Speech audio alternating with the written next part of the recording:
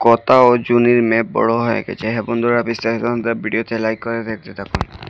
কথা সিরিয়াল আগামী পর্বে আমরা দেখতে পাবো যে কথা যে অ্যাবি যে অ্যাডপ্ট নিয়েছিল বাচ্চা, তাকে অ্যাবি তার নিজের কাছে রেখে দিয়েছে।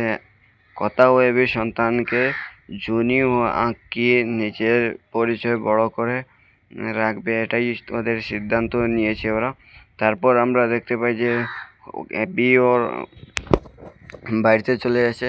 বাড়িতে আসার পর সেখান থেকে ক্যাফে থেকে ফোন করে জুনি ও আঁকি সবাইকে বলে যে তাদের একটা বেবি হয়েছে। এটা শুনে তো বাড়ির সবাই খুব খুশি হয়ে গেছে।